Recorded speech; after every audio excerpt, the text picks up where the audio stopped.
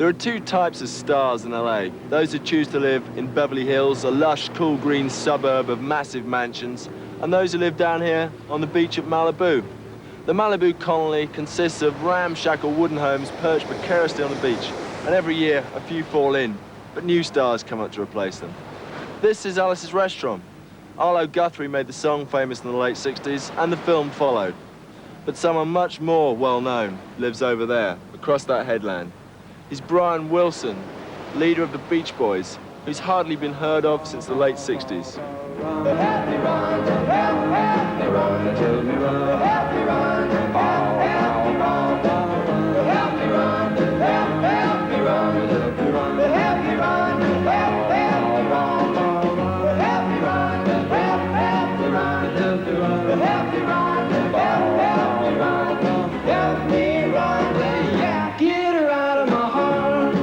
As his brother, drummer Dennis Wilson said, Brian Wilson is the Beach Boys. He's the band, we're his messengers. Brian Wilson was the creative songwriting and production genius behind the Beach Boys sound of the 60s. But he hated the public responsibilities that went with success. Success that brought 10 top 10 singles and LPs in the UK alone between 1966 and 70. Technically still a Beach Boy, the intervening years have been troubled ones for Brian Wilson. Only now, at 46, has he released his first solo album. Brian, tell us how you came to record your first solo LP in well over 20 years as a musician. Well, it all started with Eugene Landy, my executive producer and doctor. Right. Eugene Landy came over to my house and we had a discussion that he wanted me to do an album. He thought, what do you think of me doing a solo album? So I said, well, that sounds like a good idea. I said, but if we can do it at my pace, you know, which is a slow pace. Right. So we did. We started the album out very slow, and it took a solid year. It took a whole year to make the album.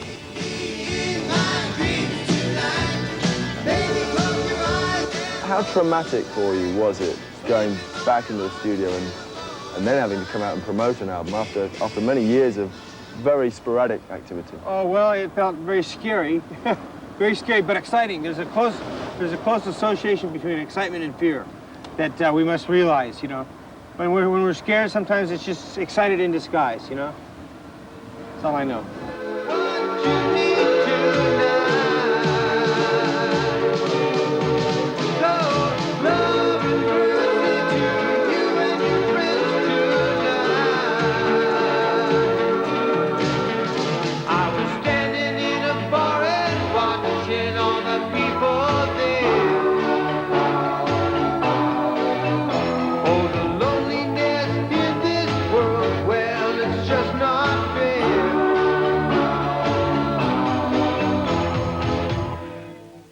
Pressure started getting to Brian Wilson in December '64 when he experienced a breakdown on board a plane from LA to Houston. By '67, his trauma was increasing, and his brainchild, Smile, the follow-up LP to the seminal Pet Sounds, was abandoned and never released. We were in outer space for a while there, you know. I got into a thing where nothing could stop me. I got very, very, very headstrong about things. I panicked about my name. I thought, oh my God, how am I going to live up to that name, you know? Did you blame anyone for that initial withdrawal, say in the mid-late 60s? No, I blame myself and drugs. Drugs are what got me. Drugs laid me out. I had so much money to spend on drugs. You see, the problem is people that have a lot of money can afford to buy drugs, right? So they can buy more and more. Because when you get a tease, you want more, right? You stroke a kitten's neck, and you take your hand away. What does it do? It puts its neck on your hand for more stroking. Because it wants more. It feels good, you know? That's why I kept wanting more and more drugs. Did you blame the music business in any way, the pressure? Yes, the pressures of the music business were 90% responsible for my withdrawing into my bedroom. I stayed in my room for about 3.5 years. I was taking some drugs, you know, and I experimented myself right out of action. That was really what life was all about for me, you know, staying in bed. I mean, I was hiding away from everything and anything, and it was just one big hideaway. Yes, may I help you? Is there a Brian Wilson here? Yeah, he's upstairs in his room. So I use this room as my little castle. I still think of it as my little castle. Hello. Are you Brian Wilson? Yes, I am. Good afternoon, Mr. Wilson. We're from the Highway Patrol, Surf Squad. Brian, we have a citation here for you, sir, under Section 936A of the California Catch-a-Wave Statute. Brian, you're in violation of paragraph 12. Failing to surf, neglecting to use a state beach for surfing purposes, and otherwise avoiding surfboards, surfing, and surf. Surfing? I don't want to go surfing. Now, look, you guys, I'm not going. You get your hair wet, you get sand in your shoes. Okay, I'm not going. Come on, Brian. Let's go surfing now. Everybody's learning how. Come on a safari with us. Come on. Let's go. All right. Okay, let's go. Let's go surfing. Let's go surfing now, everybody's learning how. Come on a safari with me. Come on a safari with me. Early in the morning we'll be starting out. Some honey. Okay, Mr. Wilson, here's your wave. Go.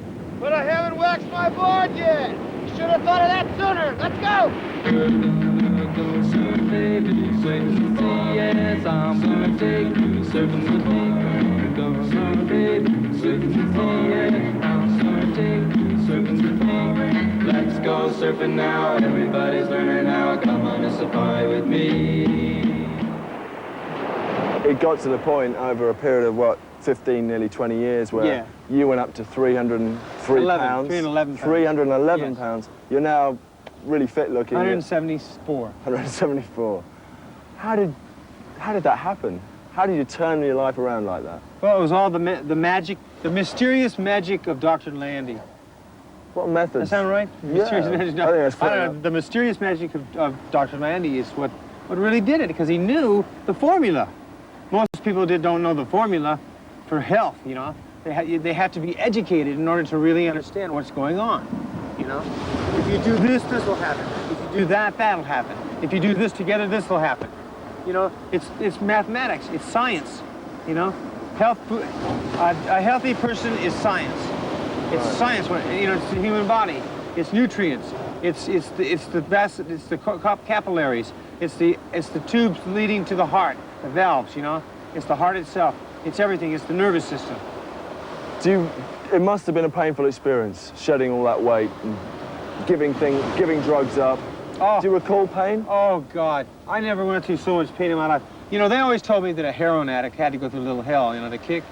I went just as much or more hell than any heroin addict ever went through, you know. To kick cigarettes, booze, bad foods, you know. So many things. How long do you think it took? To do it? Yeah, to get... It took 5 months. 5 months? That's all it took, was 5 months. You must be very amused when you read in magazines about magical diet, you know. That's right. That's right. I never thought of it that way. You know. It's right out of a storybook. It really Because is. yours is. It was right out of a storybook. Dr. Landy and Brian Wilson are right out of a storybook. I mean, I'm not kidding you. You have a run every morning. What do you think about when you're running?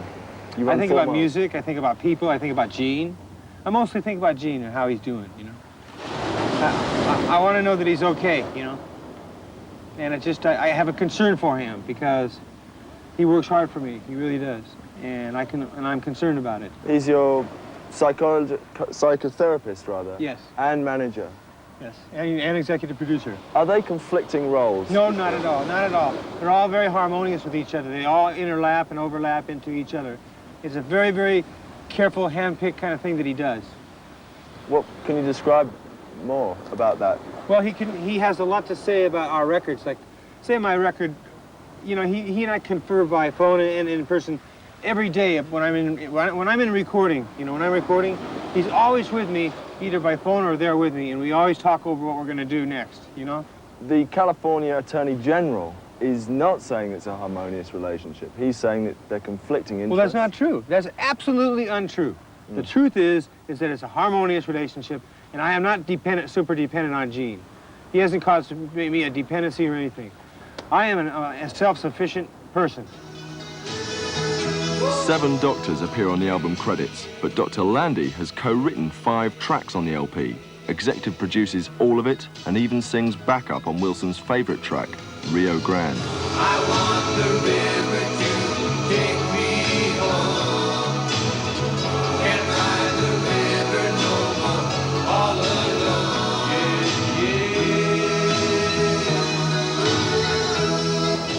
Yeah, Rio Grande. That's an 8-minute. Yes, 8-minute and 2-second masterpiece. It's sort of like a suite, a rock suite, you want to call it? Yeah. Yeah. That's an unusual length from the man who coined the 2.5-minute single in the 60s. Yeah. How did it feel to be able to It felt, that length it felt like a chicken that's pecking his way out of an egg, you know?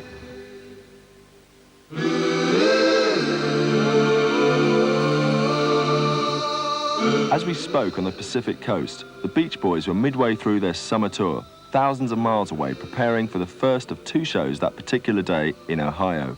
As usual, touring reluctantly without Brian.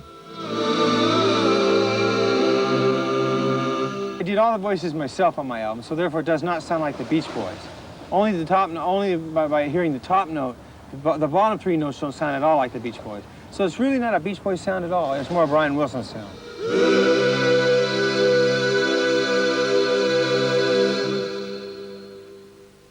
I think being called a genius is a plus factor for me. It gives me strength and confidence, yes. It's scary in that I might have to live up to it, but living up to genius isn't that hard. It's just something you do. Can you define it? Genius? Genius is the ability to make something simple that it seems very complex. You would think so. Genius is the ability to make something very complex seem very simple. Yeah, that's it. So, Los Angeles, certainly a bit more